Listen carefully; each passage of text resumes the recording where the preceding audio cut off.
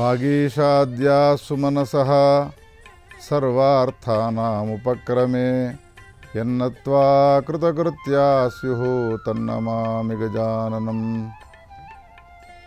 శరదిందువికాసమందహాసాం స్ఫురదిందీవరలోచనాభిరామాం అరవిందసమానసుందరాస్యాం అరవిందాసనసుందరీముపాసే.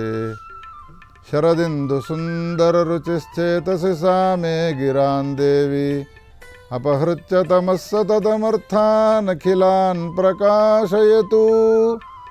శృతిస్మృతిపురాణానామాలయం కరుణాలయం నమామి భగవత్పాదశంకరం లోకశంకరం. వ్యాసాయ విష్ణురూపాయ వ్యాసరూపాయ విష్ణవే నమో వై బ్రహ్మనిధయే వాసిష్ఠాయ నమో నమః. ETV life ఆధ్యాత్మిక ఛానల్ తమసోమ జ్యోతిర్గమయ జీవన వేదం కార్యక్రమానికి స్వాగతం.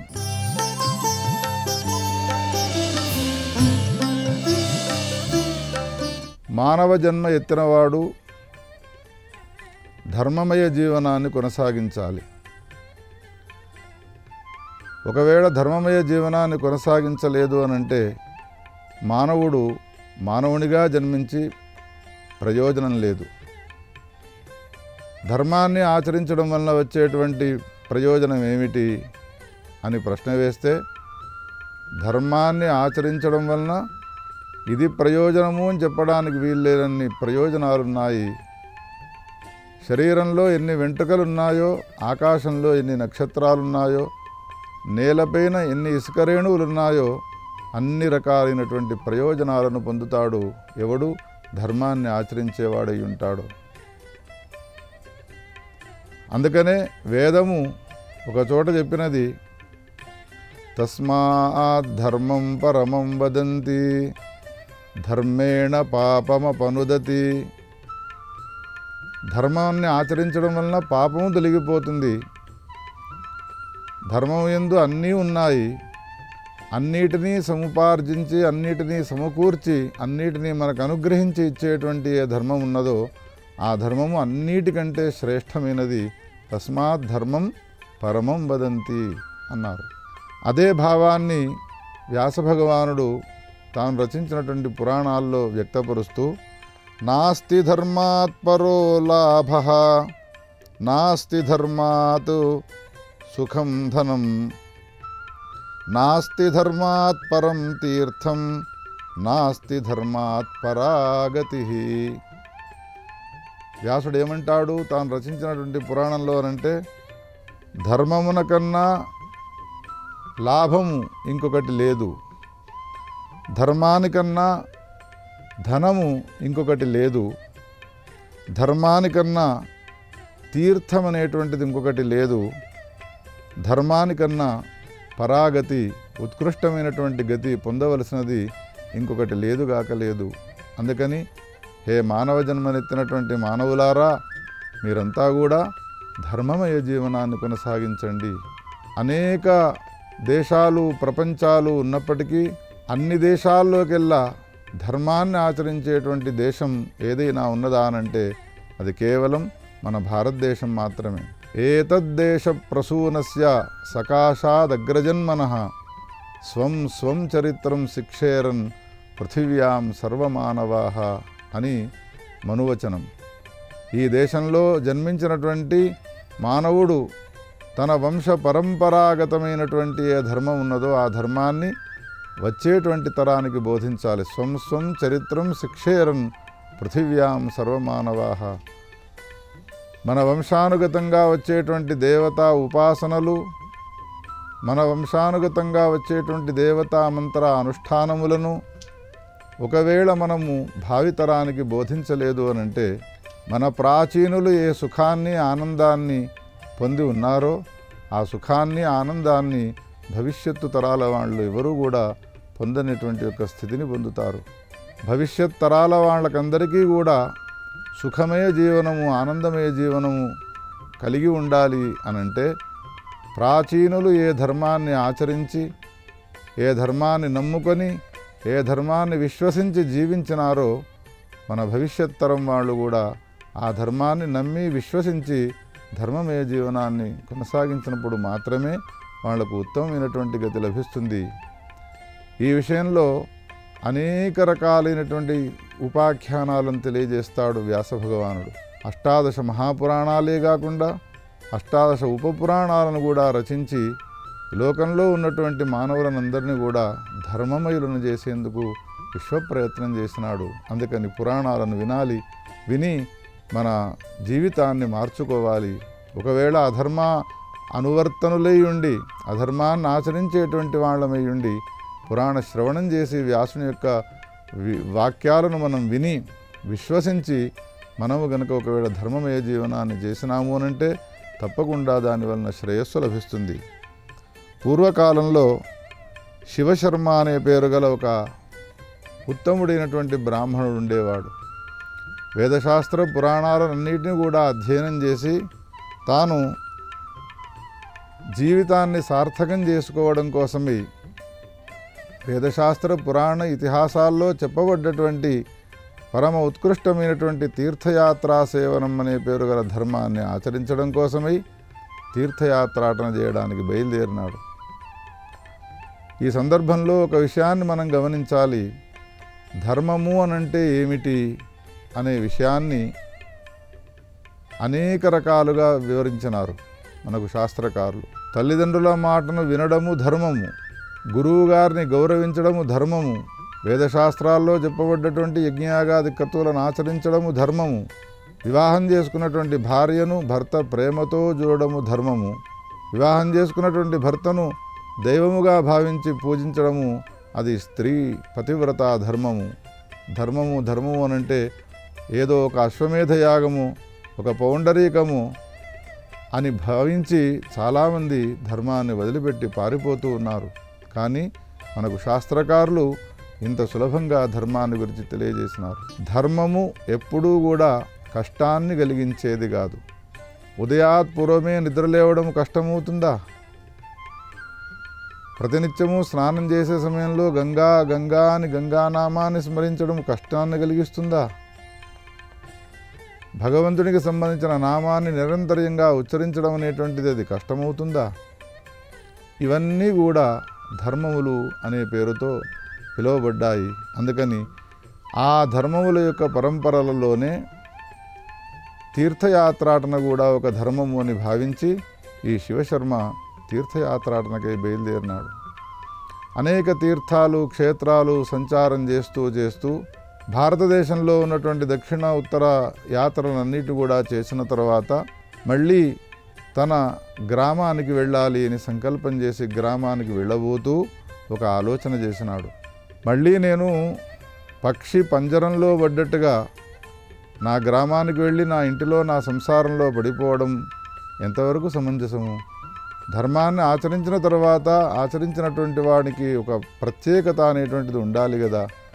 అందుకని మళ్ళీ పక్షి పంజరంలో పడ్డట్టుగా నా సంసారంలో నేను పడి కొట్టుమిట్టాడుతూ దుఃఖాన్ని అనుభవించడానికంటే నిజమైనటువంటి ఆనందాన్ని పొందడం కోసమే నేను ఈ అడవుల్లోనే వనాల్లోనే విహరిస్తూ పరమాత్మ చింతనను చేస్తాను, జ్ఞానాన్ని సముపార్జిస్తాను, మహాత్ముల యొక్క సేవ చేస్తాను అని నిర్ణయం చేసుకున్నటువంటి వాడై ఒక అరణ్యంలో ప్రవేశించినాడు.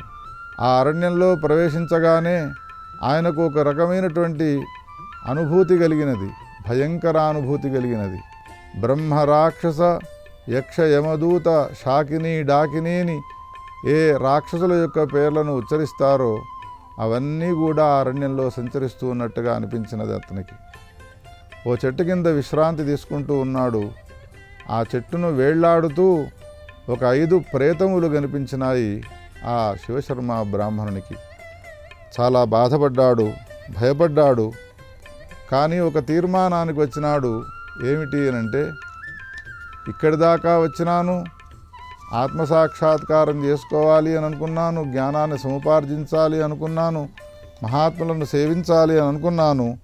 దానికి బదులుగా ఈ అరణ్యంలో నేను ఈ రాక్షసుల యొక్క బారిలో పడిపోయినాను. ఏ రాక్షసులు నన్ను మింగివేస్తారో, ఈ ప్రేతులు 5 నన్ను మింగివేస్తాయో అని భావించి, ఇక నాకు చివరి దశ వచ్చినది అని భావించి ఆచమనం చేసి శిఖాబంధనం చేసుకున్నటువంటి వాడై శంకర శివ శంకర శివ శంభో మహాదేవ శంకర శివ అని శివుని యొక్క ప్రార్థన చేసినాడు. ఇది నా చివరి ప్రార్థన హే మహాదేవ అని ఈయన ప్రార్థన చేసినాడు. ఆ 5 ప్రేతములు సమీపానికి రానే వచ్చినాయి. ఈయనను తినిపారేయాలి, మింగిపారేయాలి, నోరును తెరిచినాయి. నోట్లోకి ఆయన వెళ్ళిపోతున్నాడు అని అనుకుంటూ ఉన్నాడు. కానీ తెరిచిన నోరు తెరిచినట్టుగా ఉండి అవి ఆశ్చర్యాన్ని పొందినాయి ప్రేతములన్నీ కూడా. ఎందుకు? ఇప్పటిదాకా ఎన్నో జీవులను నోరు తెరిచి నోట్లో నమిలి చంపిపారేసి ఆహారంగా స్వీకరించినటువంటి ఆ ప్రేతాలకు ఈ శివస్వామి అనే పేరు గల బ్రాహ్మణుడు ఆహారంగా రాకపోవడమే ఆశ్చర్యం. అటువంటి ఆశ్చర్యాన్ని పొందినటువంటి ప్రేతలు దీర్ఘదండ ప్రణామం చేసి నిలబడ్డాయి. శివస్వామి గట్టిగా కళ్ళు మూసుకున్నాడు. ఇక నా ప్రాణాలు పోయినాయి, ఈ ప్రేతలు నన్ను మింగి పారేస్తాయి.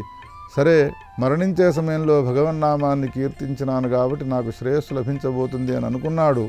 కానీ ఉన్నవాడు ఉన్నట్టుగానే ఉన్నాడు. ఆ ప్రేతల చేత నమిలివేయబడలేదు. కళ్ళు తెరిచి చూచే వరకు వినయపూర్వకముగా నమస్కారం చేసినటువంటి ప్రేతల యొక్క పరిస్థితిని చూసి ఆశ్చర్యచకితుడైనాడు. రాక్షసులకు కానీ ప్రేతలకు కానీ ఇటువంటి వినయ విధేయతలు అనేటువంటివి ఉండవు. ఆయన పురాణాల్లో చదివినటువంటి విషయం అది. ఇటువంటి విపరీతమైనటువంటి పరిస్థితితో కూడుకున్నటువంటి ఆ ప్రేతలను ఉద్దేశించి అడుగుతూ ఉన్నాడు, మీరు నన్ను తినేయకుండా ఎందుకు ఆపివేసినారు? నన్ను సంహారం చేయకుండా ఎందుకు మీరు నన్ను ఆపివేసినారు? మీరెందుకు నన్ను తినివేయలేదు అని అంటే ఆ ప్రేతలన్నీ కూడా ఒకే సమాధానం చెప్పినాయి. హే బ్రాహ్మణోత్తమ, నిన్ను చూడగానే మాకు ఆకలి వేసినది, తినాలి అని అనుకున్నాము, కానీ తినలేకపోయినాము. కారణం ఏమిటి అంటే భగభగ మండుతున్నటువంటి అగ్నిమంటల వలె నీవు మాకు గోచరించినావు. నీలో ఏ శక్తి ఉన్నదయ్యా అని ఆ ప్రేతలన్నీ కూడా ప్రశ్నించినాయి. ఆ శివశర్మ అనే పేరు గల బ్రాహ్మణుడు సమాధానం ఏం చెప్పినాడు అనంటే, ప్రత్యేకమైనటువంటి శక్తి నాలో ఏదీ లేదు. చిన్ననాటి నుండి నాకు బ్రహ్మచర్య గృహస్థ వానప్రస్థాది ఏ ఆశ్రమాలున్నాయో, ఏ వర్ణములున్నాయో ఆ వర్ణములకు ఆశ్రమాలకు సంబంధించినటువంటి ధర్మాలు ఏవి విధింపబడి ఉన్నాయో నాకు విధింపబడ్డటువంటి ధర్మాలను నేను పాటిస్తూ వెళ్ళినాను తప్ప ప్రత్యేకమైనటువంటి శక్తిని నేను ఏదాన్ని కూడా సముపార్జించలేదు. నా పరిస్థితి పక్కన పెట్టండి, మీరంతా కూడా ప్రేతలుగా మారడానికి గల కారణం ఏమిటి అని ప్రశ్న వేసినాడు. అప్పుడు ప్రేతలుగా మారడానికి కారణాన్ని వివరిస్తూ ఒక్కొక్కటి ఒక్కొక్క రకమైనటువంటి కారణాన్ని తెలియజేసినాయి. వ్యాసుడు పురాణాల్లో ఎన్ని విషయాలు తెలియజేస్తాడు శ్రోతలారా. అందుకని అటువంటి ప్రేతత్వమును మనం పొందకుండా ఉండాలి అనంటే మనము ఏ విధమైనటువంటి జాగ్రత్తగా జీవనాన్ని కొనసాగించాలి, మన జీవనాన్ని ఏ విధంగా మరల్చుకుంటే మనకు భయంకరమైనటువంటి పరిస్థితులు రాకుండా ఉంటాయి అనే అంశాన్ని మనం తెలుసుకోవాలి అనంటే తప్పకుండా జీవన వేదాన్ని వినవలసినదే. మహాత్ముల యొక్క ఉపదేశాలు మనం స్వీకరించవలసినదే, విని తీరవలసినదే. ఒక ప్రేత చెబుతున్నది, నేను ప్రేతను కావడానికి గల కారణం ఏమిటి అనంటే, వివాహం చేసుకున్నాను. నేను చేసుకున్న తర్వాత నా భర్తకు ఒక్కనాడు కూడా నేను ప్రేమతో అనురాగముతో వండి పెట్టలేదు, ఆయనను గౌరవంగా చూడలేదు. ఎప్పుడు చూచినా కానీ ఈసడించుకునేటువంటి దానను ఈ విధమైనటువంటి భావాలతో కూడుకొని సంసారాన్ని కొనసాగించడం వలన నాకు ఈ ప్రేతత్వం వచ్చినది అని ఒకటి చెప్పినది. ఇంకొక ప్రేత తనకు సంబంధించినటువంటి విషయాన్ని తెలియజేస్తూ ఏమంటూ ఉన్నాడు అనంటే, నా నాలుక సరైనటువంటిది లేకుండేది పూర్వజన్మలో, ఎవరిని చూచినా కానీ దూషిస్తూ ఉండేవాడని, కేవలం వ్యక్తులను మాత్రమే దూషించడం కాకుండా భగవంతుణ్ణి దూషించినాను, మహాత్ములను దూషించినాను, వేదములను దూషించినాను, శాస్త్రములను దూషించినాను, వేదశాస్త్రాలలో చెప్పినటువంటి ధర్మాలను దూషించినాను, ధర్మాన్ని ఆచరించేటువంటి వ్యక్తులను దూషించినాను. ఇటువంటి దూషణల వలన నాకు ఈ ప్రేతత్వం అనేటువంటిది ఏర్పడ్డది అని అతను చెప్పినాడు. ఇక మూడవ వాడు చెబుతూ ఏమన్నాడు అనంటే, వేదశాస్త్ర పురాణ ఇతిహాసాలన్నీ కూడా వివాహం చేసుకున్న తర్వాత ఏ స్త్రీని నీవు వివాహం చేసుకున్నావో ఆ స్త్రీతో మాత్రమే నీవు భోగాన్ని అనుభవించాలి. ఏ పురుషుణ్ణి నీవు వివాహం చేసుకున్నావో ఆ పురుషునితోనే జీవితాంతము భోగాన్ని అనుభవించాలి. ఆ స్త్రీని ఆ పురుషుణ్ణి అతిక్రమించి పరస్త్రీ వ్యామోహంతో కూడుకొని పరపురుషుని వ్యామోహముతో కూడుకొని ఒకవేళ కామలాలసలై కామభోగాలతో కూడుకొని వేద విరుద్ధమైనటువంటి రీతిలో ప్రవర్తించిన పరిస్థితి కనుక ఒకవేళ నెలకొన్నది అనంటే నా వలె వాళ్లకు ప్రేతత్వం వస్తుంది అని తన యొక్క అభిప్రాయాన్ని తెలియజేసినాడు. ఇంకొకటి తన యొక్క ప్రేతత్వ జన్మ రావడానికి కారణాన్ని చెప్పుతూ, నేను అనేక మందిని నాస్తికులుగా మార్చే ప్రయత్నం చేసినాను. భగవంతుడనేవాడు లేడు, వేదములలో చెప్పబడ్డటువంటి యజ్ఞాగాది క్రతువులన్నీ కూడా వ్యర్థములైనటువంటివి అని అందరినీ ఒకచోట సమకూర్చి కూర్చుండబెట్టి శ్రాద్ధాది క్రియాకలాపాలు చేస్తూ ఉంటారు లోకంలో ఉన్నటువంటి ఆస్తికులు. ఇక్కడ బ్రాహ్మణులకు భోజనం పెట్టడం వలన లోకాంతరాల్లో ఉన్నటువంటి పితరులకు అది ఎట్లా ముడుతుంది గనక, ఒకవేళ అదే గనక సత్యమైతే ఇక్కడ మనము సముపార్జించినటువంటి ధనం ఏదైతే ఉన్నదో ఆ ధనాన్ని ఈ బ్రాహ్మణికి చేతుల్లో పెడితే లోకాంతరాల్లో ఉన్నటువంటి ఆ వ్యక్తులకు ముడుతుందా అని అనేక రకాలైనటువంటి కుయుక్తులను ప్రయోగిస్తూ ధర్మము చెప్పినటువంటి, వేదములు చెప్పినటువంటి, శాస్త్రములు బోధించినటువంటి ఏ విషయాలున్నాయో వాటన్నిటిని కూడా వ్యతిరేకించి వక్రీకరించి బోధించి చాలామందిని నాస్తికులను తయారు చేయడం వలన, హేతువాదులను తయారు చేయడం వలన నాకు ఈ విధమైనటువంటి ప్రేతత్వం వచ్చినది అని తన యొక్క అభిప్రాయాన్ని తెలియజేసినాడు.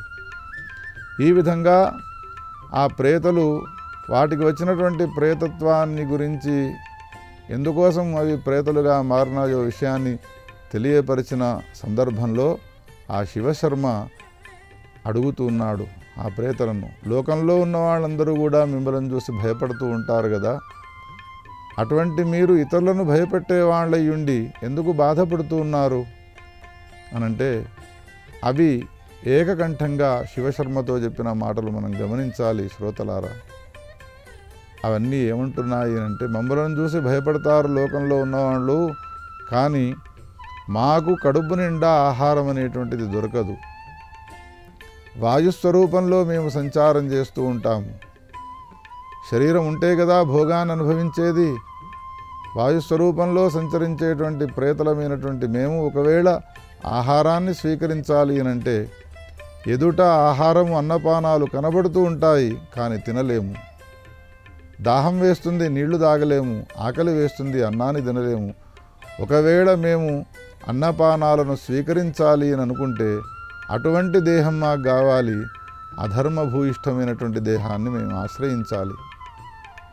అధర్మాన్ని ఆచరించేటువంటి దేహమును ప్రవేశించి మేము ఆహారాన్ని స్వీకరించాల్సిన పరిస్థితి ఏర్పడుతుంది.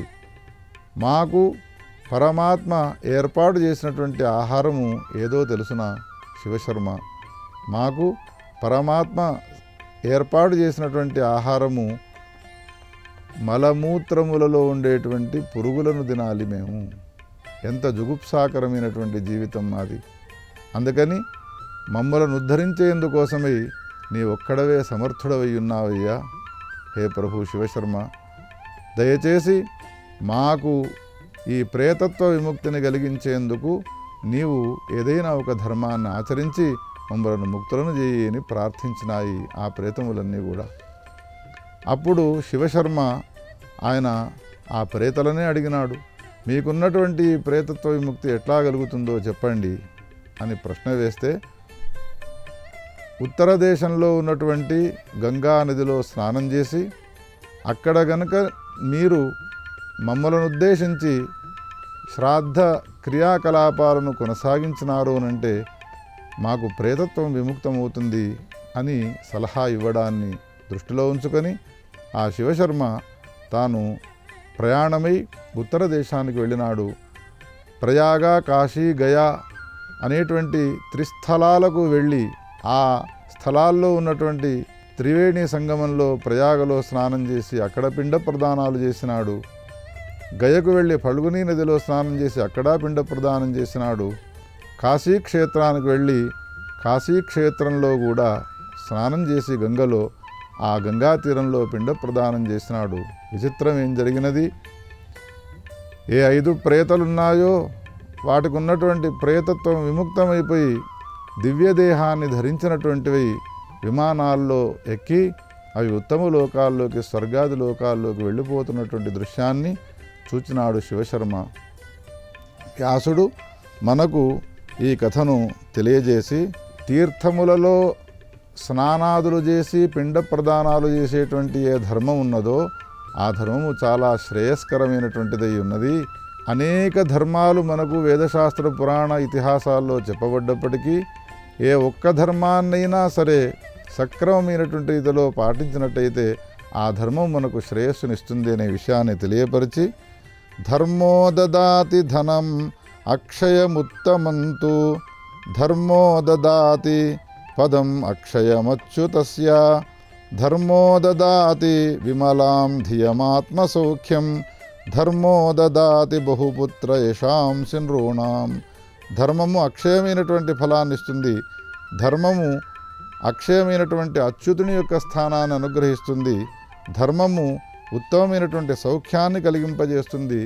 ధర్మము పుత్రపౌత్రాది సంతానాన్ని కలుగజేస్తుంది. కావున ప్రతి మానవుడు ధర్మాన్ని ఆచరించి ధర్మమయ జీవనాన్ని కొనసాగించి జీవనాన్ని సార్థకం చేసుకోవాలి.